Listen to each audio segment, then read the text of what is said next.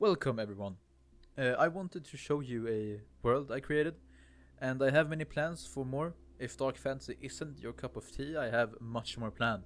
So hold on. To preface this whole video, it's not quite like a guide or how-to.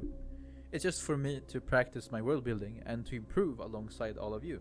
Hopefully, in the future, we can build a community where we all can inspire each other. I always begin my world building with a creative foundation like an inspiration board, and I call those the three starting points. The three starting points are inspiration, setting, and scale. For inspiration, I wrote Souls games, inspiration art, and music. You can write more or less if you want, this is just for you. The music and art I used for inspiration are linked below, and I hope you can check them out and spread some love. The setting is just another term for theme and requirements. My world's theme will be dark fantasy and apocalyptic. I wanted to achieve three requirements for my world: no flora, weird water behavior, and also no living settlements. They are just guidelines for me. If you decide to try my style of world building, remember that nothing is set in stone. You can always change your mind since it's your world. The scale of the world is sort of self-explanatory, and I will go with a continent scale for this world. There is much room for exciting locations, various cultures and beliefs, but also a personal favorite of mine, a far expanding unexplored nature. There's a lot of fun things we can do with this. Then comes lore, or just information about the world. What you call it doesn't really matter as long as you know what it's about. I have a lot of topics or subjects here, so I will briefly go over them, and you can skip to the ones you are the most interested in. I always begin with geography because it helps me lay the groundwork for my world, which I can then build upon. Creating the environment first always helps me envision everything else. And for this video I will also focus the most on just that, the environment. Then I will talk about monsters and lineages within the world. After that, factions, culture, and religion. Lastly, I will quickly summarize history, characters, and locations, because I did not write that much at all on those three combined. When it comes to geography, I begin with the biomes, and this world will have tropical rainforests, some wetlands such as bogs and freshwater swamps, as well as mountains and plains to keep things varied and add some texture. My world will be very similar to Earth in terms of geology, so the minerals and the types of rock, etc., they are the same. Except for the cylindrical gemstones with magical powers. That is unique to my new world here. They are large crystals forcing themselves out of the ground, with sparks, aka fancy glitter, floating around them that could be used for potions and magical rituals. We then come to plate tectonics within geology, and it's kinda overboard. You don't really have to write about the plate tectonics of your world, but I just like to keep it there in case I wanna write something special. In this world, in my world, we won't pay much attention to it. Plate tectonics has formed mountains and chasms, but they won't be noticeable, so no natural disasters or tremors of any kind, which just means we'll move on from that point. Then, the climate of the world. Basically temperature, weather, and flora, you name it. In my world, I want the temperature to be consistent, never cold. It often rains, but never storms. And there are no lightning storms. That does not remove lightning completely. Then we come to flora, and because we have a requirement, no flora in quotation marks, I would just sum it up as very Earth-like, at least the flora that is still alive. So we can just search up flowers and take from Earth instead of having to come up with our own. We have astronomy and the arcane, aka magic, left. When it comes to astronomy, I often think of what people would see, hear, or feel when it comes to the sky. Celestial bodies, for example. My world won't have any suns or moons. It instead has the line in the sky, and that's the name of it. It's a line of cosmic colors and semi-transparent fading effects. It appears like a linear nebula, stretching over the world from east to west, with these alternating fading in and out colors. Very cool. It emits light and attracts water, which also makes it the reason for the weird water behavior within my requirements, if you remember. Then constellations. They could be interesting to write about if they bear any importance of some kind. However, my constellations don't, so they will be skipped. Lastly, this is also a bit overboard, but your world might have a different passage of time or physical space. If, for example, if you write a world that's in 4D, I don't know how you can imagine it, but then that would go here. Just try and explain it to the best of your ability. Mine don't, so I won't get into it either. Mine is just basic Earth or typical Earth. Finally, the arcane, the next to the last step of geography, sort of the magic of the world. I mentioned gemstones before, and that they hold arcane power, right? I'm thinking that they can be combined with tools and weapons called enhancers to help channel that power. Some people might also be able to use these crystals without enhancers, just have them in their hands, which could make for some interesting characters. I also mentioned lightning before. It would be really sick, very cool, if some gemstones had elemental effects instead of sparks, instead of this, floating glitter things. So imagine a large blue crystal. It might emit quick, brief lightning, like surges, and have a constant electrical current, making it very much more difficult to harvest or collect, which would then probably mean that it's very powerful, right? That's kind of sick. I think that's very cool. And just imagine the other crystals: a fire crystal, maybe a wind crystal. Maybe the wind crystal grows from the clouds, and you have to sort of somehow get up very high to harvest them from the actual clouds. That would be sick. Next, monsters. Something in this world triggered a quick and forcefully evolutionary process for all flora. It could be something magical, religious, or just a natural law of the world. My first idea of a reason for this was about the life force, an energy source.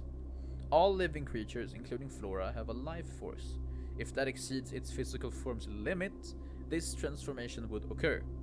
I want there, in my world, to be two categories of decay, the name for these monsters. We have the wooden decay and the floral decay. The wooden is made of wood, surprise, but also leaves and other large plants. With humanoid features, their form is often asymmetrical, very sharp and rough, as if the transformation forced itself out. Flora decay, on the other hand, is much prettier. They are made of flowers, fungi, and smaller plants, and resemble smaller animals and insects. So lineages, or lineage. Humans in my world will exist and be very ordinary. This topic is to talk about the other lineage that I came up with. Their name is Florens. They are decay, wooden or floran, so they can be made of practically anything, and evolved less forcefully. With their intellect intact and their form less monstrous, they have also begun to exhibit behaviors similar to humans. During the years to come, while these Florens rise in number, because of the similarities to humans, they will start to seek out one another and form societies of their own, gather in smaller settlements, probably also create cultures of their own as well. In response, I want the humans to be divided on this. Some might accept it and join them, helping them build a new society, while others reject and detest them. Maybe even spread terrible rumors about these Florens to convince other humans not to help them. Factions. The first represents restoration. They want to bring back the old world by finding a successor to the throne. They are called Ormund's Guard. The other faction opposes Ormund's Guard, stating we shouldn't force or look for change. We should instead adapt to the world and learn to take control once more. Their name is Seek. Culture. I always try to think about the people and how they speak, how they are, and what they think about, talk about, and do. Also, what connects them all. Since the world is so shattered and ruined, its culture should reflect that. First of all, how do people talk? Most likely with a language, right? In this world, my world, it's called Ormund English. It is similar to English, but influenced by other languages, such as minor languages within this continent. Then, what do people talk about? I've wrote some myths and folktales, for example. We have Seth, the one who plays the flute. It's a swamp monster, camouflaged like the nature around it. It plays the flute and dances by itself. Then we have the 7 stars. When the sky weeps, 7 stars will run down its cheek. Each leads the eye to something true about oneself. The last part, something true about oneself, actually means one of 7 things. What you know you want, what you don't know you want, what you think you want, what you think you don't want, what you already have, what you never will have, and what you need. No one will know which tier represents which statement. The last myth I wrote was Ormund's Hero, the name or title of it. It's a long-standing generational prophecy, mainly within the monarchy family. It's about one person, sword in hand, who will ascend the throne and heal the world. That myth could also be something that drives Ormund's guard, the faction. Who knows? Lastly, what do people do? I wrote about a singular tradition here, Everdance. It's a festival where people celebrate their life by playing music and dancing. Florence, the other lineage, might have a variation of this, where they instead dedicate it to Seth, the one who plays the flute. There's no overarching name for all the gods and everything they mean, etc., etc., so no religion name. However, there are gods, and they have names. I wrote down 3 to show what I was going for, the rest is left to your imagination. The 3 gods are Dryad the Ancient, Vane the Wanderer, and Awe, the Goddess of Wonder. Dryad resembles an old one of its kind, with sharp features, bark and moss for skin, and sticks growing here and there. He stands for all flora and fauna within the world. To some, he is also the bridge between life and death. Vane is a disguised figure, often resembling a wandering merchant or something similar. He presents his wares to you, and they all connect to your past, present, or future. Lastly, Awe, the Goddess of Wonder, a beautiful woman made of water, which one of my very kind friends actually drew. She represents everything you can't see, hear, or understand. Something unique about this religion is that the gods have different meanings during the day and night. For example, if Vane presents himself to you at night, misfortune is upon you, and the opposite during the day. His wares would then mean something fortunate or unfortunate, depending on the time of day. An example of this: you meet Vane.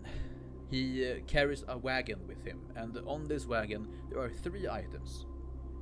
It looks like your lost toy from when you were 5, a dagger you lost in the woods, but also a sword that you can't recall. The toy and the dagger are tied to your past. However, the sword you can't recall. It's tied to your future then. And if it's an unfortunate meeting, the sword might be the one that kills you. Or, if it's unfortunate, you might find the sword and it's very powerful. Who knows? Then we have Awe, the Goddess of Wonder. She rarely shows herself, but she will still give signs. These signs, however, are often weird and hard to cipher. If they occur during the night, they will say something about the following day. And if they occur during the day, they will say something about the following night. An example of this will be if it rains on a very specific spot. That spot might hold some importance the following day/night. Unfortunately, I barely wrote anything here. I'll go over it quickly, but keep in mind, future videos will be different. The next one might have history as the focal point. For locations, I only wrote the name of the continent, Ormund, and the name of one ruin, Moran. It's a start, and if I were to take this to TTRPG, the players could begin their journey in Moran, for example, and I at least have something to go on. For history, I began with a name, and a short description of the latest epoch, Decay. That's when the first wave of trees, flowers and fungi decayed or turned into these monsters. It's also considered the starting point of the world's current state. Lastly, characters also have practically nothing, or the topic characters. I didn't really write anything there. I began a family tree for the monarchical family, and I began with the first ever king, Ormund. So I at least have something to go on if I want to expand that topic further. I think we have a pretty solid world. The line in the sky, with zero gaps and these alternating sort of nebula-like colors in a straight line from east to west, I think is very unique. This world could be expanded on further. We could, for example, expand the culture, write about, you know, the jobs that have survived. Are there settlements left? We could expand on that. Maybe write more myths and folk tales. We could go more in detail on the monsters, the types of monsters. Are all flora decay animals? Or are they all insects? Or are they both? In future videos, I will try my best to create stuff or work on these topics that I didn't use in this video. So for example, I sort of almost ignored history, characters and locations. The next episode in this series, I guess, could have locations as its main focus. There's a lot of things we could have done differently, but I am very satisfied with this. Go check out my friend, the one who drew the Goddess of Wonder. She's very talented. Also, the whole soundtrack for the background of this video, as well as an ArtStation collection, they are in the description. Check them out. If you found this video somewhat enjoyable, thank you so much. If you have any feedback, put it in the comments, because I would love to learn and I want to get better. Thank you so much for watching, and I'll see you in the next one.